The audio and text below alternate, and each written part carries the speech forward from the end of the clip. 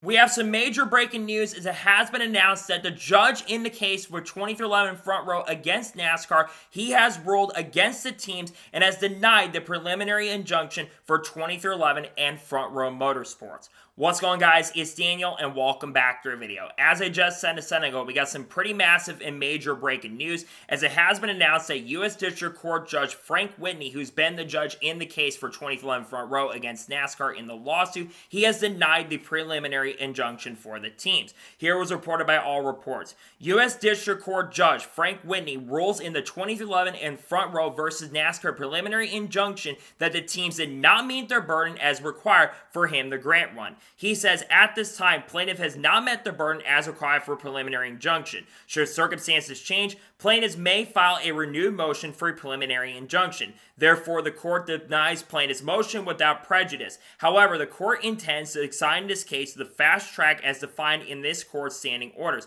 The court directs defendants to file an answer by the already established response to the pleading deadline of December 2nd, 2024, even if it's accompanied by a motion to dismiss. The court also directs the parties to conduct the initial attorney's conference as soon as possible after responses pleading is filed and to file the Rule 26 report no later than December 16, 2024, so that a case management order can promptly be issued. Continuing on with this, you basically says, although plaintiffs have alleged that they will face a risk of irreparable harm, they have not successfully alleged present, immediate, urgent, repairable harm, but rather only speculative possible harm. He also continues by saying, that is to say, although plaintiffs allege that they are on the brink of irreparable harm, the 2025 racing season is months away. The stock cars remain in the garage. This is absolutely huge. Obviously, there was a report that came out earlier this week. I think Joseph Cerulli talked about it, said apparently this judge had been associated with NASCAR in some sort of way, so that might have swayed it. But what this tells me is that 2311, while they were trying to find a way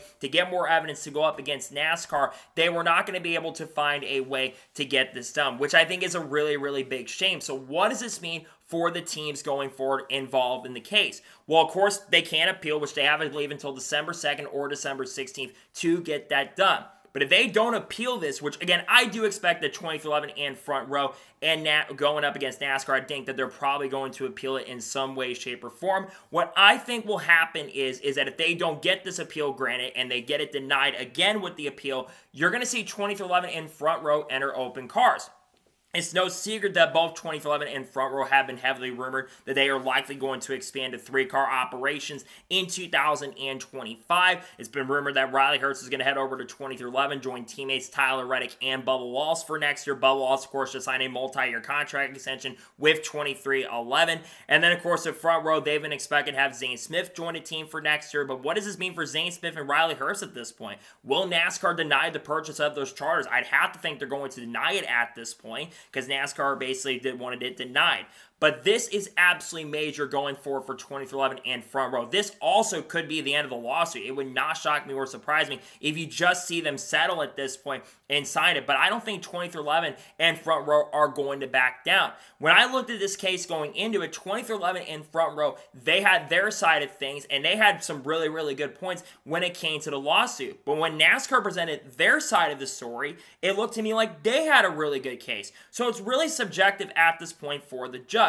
Again, as I talked about a couple minutes ago, it had been reported that the teams basically, well, NASCAR, that judge had some association. He tried to dismiss himself from the case, but the teams even said they were okay with him being in. Again, what does this mean for Zane Smith and Riley Herbst? Those two drivers, like I said, have been mentioned as possibilities. There's even reports out there that 2311 is looking to run a fourth car. What does it mean for them? That is certainly something to watch out for. And even basically Jeffrey Kessler, who is the lawyer for the teams, he basically said that Tyler Reddick or people on 2311 and Front Row could leave the organization and go join another organization if they're not able to get this stuff figured out.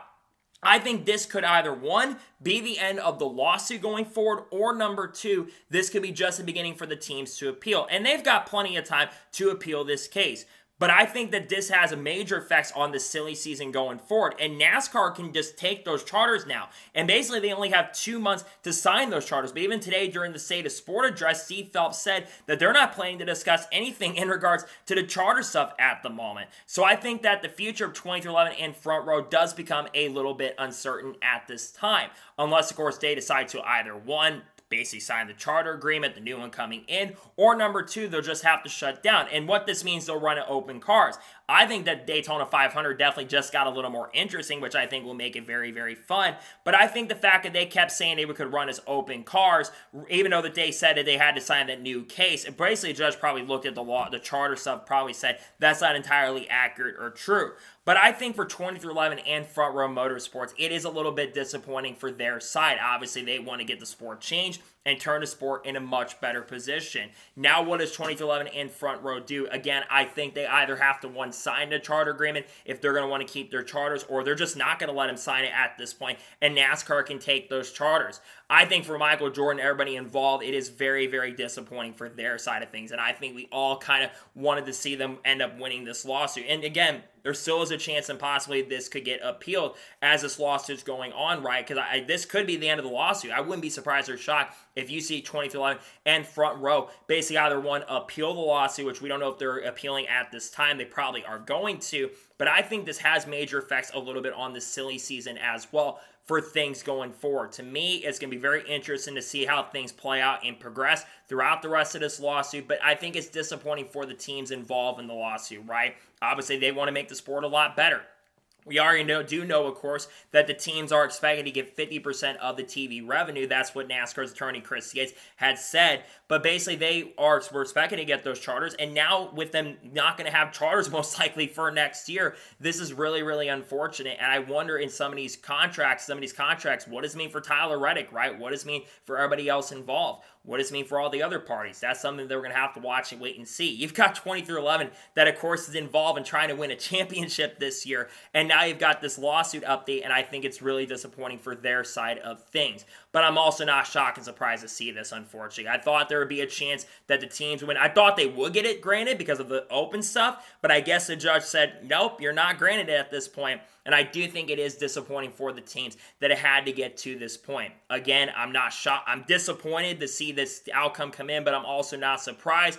I think it's a little disappointing. As more information does come out with this story, we'll talk about it as more information does come out. So I do think Denny Hamlin will probably speak on the lawsuit this weekend, even though Denny Hamlin's not directly fully involved, even though he wasn't the case or the court assignment. But I think that it's interesting that it took this long for things to get done, and I think there's going to be a lot of people that are NASCAR fans that are really disappointed today on the situation, which I think is understandable and really understandable from their side of things. So we'll see what happens going forward and see what information ends up coming out. But I think a lot of new information could be coming out very, very soon as time progresses and goes on.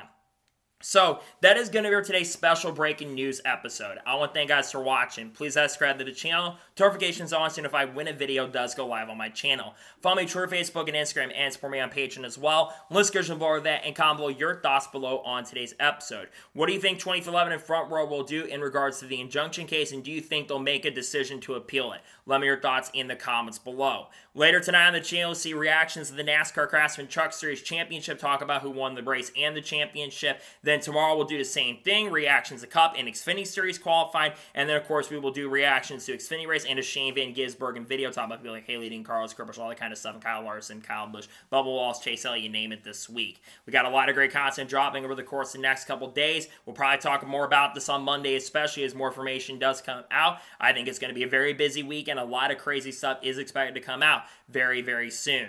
So anyways, like I said, I want to thank you guys for watching today's special breaking news report, and I'll see you guys next time for more great, awesome NASCAR content and other motorsports content on the channel like this. Take care, everybody.